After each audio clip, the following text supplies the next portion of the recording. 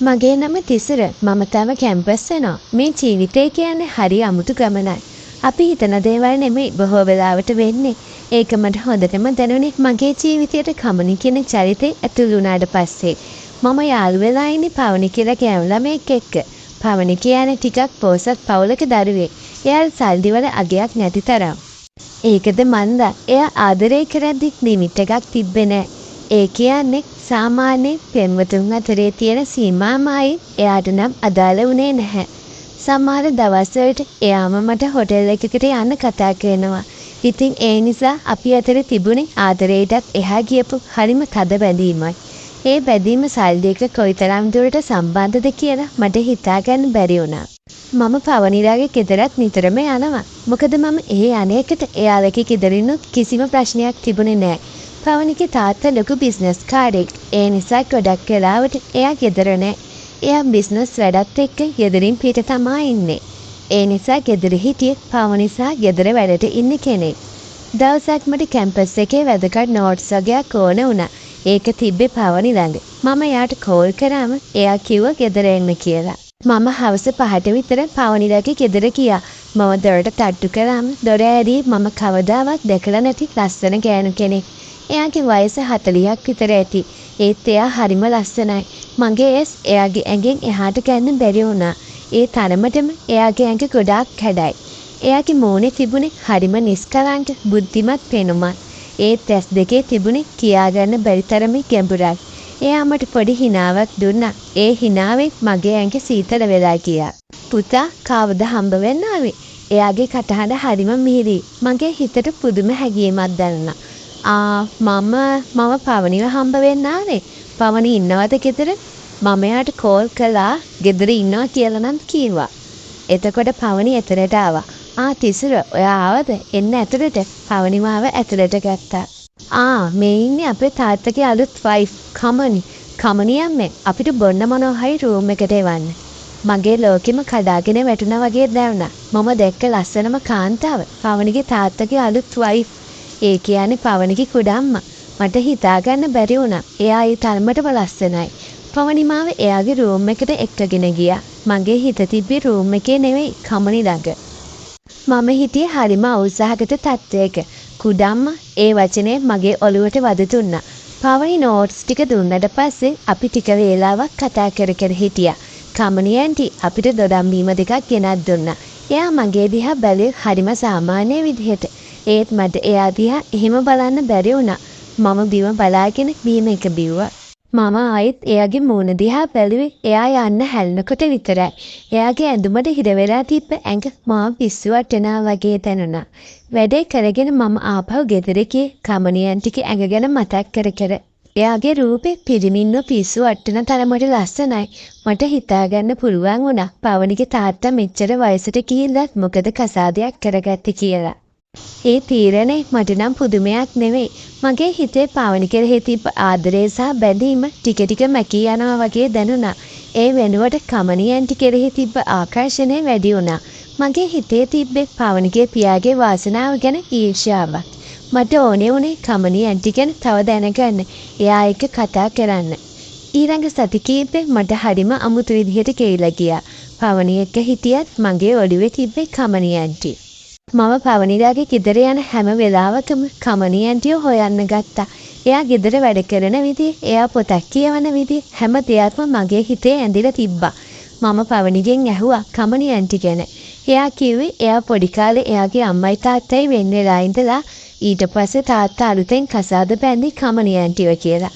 පවනිට ඒ ගැන ලොකු හැඟීමක් තිබ්බේ නෑ වගේ. එයාට ඒක සාමාන්‍ය දෙයක්. දවසක් මම දැනගත්තා පවනි දවස් 2කට එයාගේ යාළුවෙක් ගෙදර යනවා කියලා. මගේ හිතට අමුතු අදහසක් ආවා. මට ඕනේ වුණේ කමනි ඇන්ටි එක්ක තනියම කතා කරන්න. පවනි නැති දවසක් බලලා එහෙ යන්න මම තීරණය කළා. ඒක වැරදි දෙයක් කියලා මගේ හිත කිව්වා. මගේ ඇඟට ඒක නවත්තන්න බැරි වුණා. මම මටම පොඩි සාධාරණීකරණයක් හදාගත්තා. මම යන්නේ නෝට්ස් ටිකක් ඉල්ලන්න වගේ ගිහින් කමනි ඇන්ටි එක්ක කතා කරන්න විතරයි. ඒත් මම දැනගෙන හිටියා මගේ හිතේ තිබ්බේ ඊට එහා ගියපු දෙයක් කියලා. පවනි ගිය දවසට පහුවදා මම ආයෙත් පවනිලාගේ ගෙදර ගියා. මගේ හදගැස්ම වැඩි වෙලා තිබ්බා. දොරට තට්ටු කරන්නත් මට බය හිතුණා. මොකද එදා දොර ඇරියෙත් කමනි ඇන්ටි. මම හෙමින් දොරට තට්ටු කළා. ටික වේලාවකින් දොර ඇරුණා. මගේ හිතට දැනුනේ පුදුම ගැස්මක්. එදා දොර ඇරියෙත් කමනි ඇන්ටි. එදා එයා හිටපු විදිය දැකලා මගේ ඇඟ ගල් වුණා. මට දැනුනේ මගේ කයිසමත් ඉස්සෙනවා වගේ. එයා නාල සුදු පාට ටවල් එකක් ඇඳගෙන හිටියේ. එයාගේ කොණ්ඩෙන් වතුර බින්දු පේරෙනවා. ටවල් එක එයාගේ ඇඟට මෙලිලා තිබ්බ විදියට. එයාගේ මස් පිරුණු ඇඟේ හැඩරුව හරියටම පෙනුණා. මගේ ඇස් දෙක එයාගේ ඇඟෙන් එහාට යවන්න මට බැරි වුණා. ඒ සුදු ටවල් එක අස්සෙන් පෙනුණු එයාගේ රස්සන මාව පිස්සු වැට්ටුවා. මම දැක්කා එයාගේ ටවල් එක බුරුලලා තියෙන හැටි. මගේ හිතට නපුරු අදහස් එන්න ගත්තා. කිසුරු පුතා, අනේ මම දැනගෙන හිටියේ නෑ කවුරුත් මේ වෙලාවේ කියලා. එයාගේ කටහඬේ තිබුණේ පුදුමයක පොඩි අපහසුවකුයි. එයා ටවල් එක තවත් අද කියලා ඇඟට ගත්තා. එන්න පුතා ඇතුළට. පවනි දැන් එයි. නෑ මම හිතුවේ පවනි ගෙදර ඉන්නවා කියලා. මගේ කටහඬ වෙවුලන්න ගත්තා. ඇත්තටම මට නෝට්ස් වගේක් ඕන වුණා. අනේ පුතා, පවනි ඊයේ එයාගේ යාළුවෙක් ගෙදර ගියානේ. එයා අද තමයි එන්නේ. කමනි ඇන්ටි මගේ දිහා බැලුවේ පොඩි සැකයකින් වගේ. ඒත් එයා මාව ගේ ඇතුළට ගත්තා. ඉන්න පුතා, මම ඇඳුමක් දාගෙන එන්න. එහෙම කියලා එයා කාමරේ පැත්තට ගියා. මම සාරේ තනි වුණා. මගේ හදගැස්ම බෙරයක් වගේ ගැහෙන්න ගත්තා. මට මාරම අමාරුවක් තිබ්බේ එයාව දැක ගන්න. හේ ටවල් එක ඇඳගෙන හිටපු රූපෙන් මගේ ඔළුවේ හොල්මන් කළා. මගේ ඇඟ පුරාම පුදුම ආශාවක් පැතිරිලා තිබ්බා. මගේ හිතට පුදුම නපුරු අදහසක් ආවා. මම හෙමින් එයා ගියපු කාමරේ පැත්තට ගියා. ඒ කාමරේ දොර අඩවල් කරලා තිබුණා. මගේ හිත කිව්වේ වැරදි කියලා. ඒත් මගේ ඇඟ මට කීකරුනේ නැහැ. මම හෙමින් දොර අසලට ගිහින් අඩවල් කරලා තිබුණ දොරෙන් එබිලා බැලුවා. කාමරේ ඇතුලේ එළිය අඩුයි. කමනි ඇන්ටි පිටුපස හරවාගෙන හිටියේ. එයාගේ සිරුරේ සමහර කොටස් මට පැහැදිලිවම පෙනුණා. ඒ මොහොතේ මගේ ඇඟ පුරාම මිදුලියක් ගලන් ගියා වගේ දැනුණා. මම එබෙනකොටම එයා එක දැක්කා. එයා කණ්ණාඩියෙන් මාව දැක්කා. එයාගේ ඇස් දෙක විශාල වුණා. එයා ඉක්මනට බය වෙලා වගේ ටවල් එක ආයෙත් ඇඟට තද කරගෙන බාත්රූම් එකට දීුවා. එයාගේ මූණේ තිබ්බ බයයි කම්පනයයි. ඊටත් වඩා කියා ගන්න බැරි තරමේ අවමානයක්. මගේ මුළු ඇඟම සීතල වෙලා ගියා. මම කරපු වරදේ බර මගේ ඔළුවට එකපාරටම දැනුණා. මම කවදාවත් එදායින් පස්සේ ගැහණු කෙනෙක් දිහා එහෙම බැලුවේ නැහැ. මට තේරුණා මම කළේ ලොකු වරදක් කියලා. ලැජ්ජාව, බය, පසුතැවිල්ල එකවර මාව වෙලා ගත්තා. මම එතනින් පයින්ලා ගියා. ආපහු ඒ පැත්තවත් බලන්නේ නැතුව මම දුවගෙන ගෙදර ආවා. මට හිතුණා මට පවනිගේ තාත්තගෙන් ගුටි කන්න වෙයි කියලා. කමනි ඇන්ටි ඒ ගැන කියයිද? පවනි දැනගනීනිද? මගේ ආදර සම්බන්ධය එතනින් ඉවරද? මේ හැම ප්‍රශ්නයක්ම මගේ හිතට වද දෙන්න ගත්තා. මට හිතුණා මේකේ ප්‍රතිඵල කොයිතරම් බරපතල වෙයිද කියලා. මගේ හිතේ තිබ්බ ආශාව මොහොතකට මුළු ජීවිතේම විනාශ කරගන්න තරම් මෝඩ තීරණයක් ගන්න මාව පොළඹවාගෙන තිබ්බා.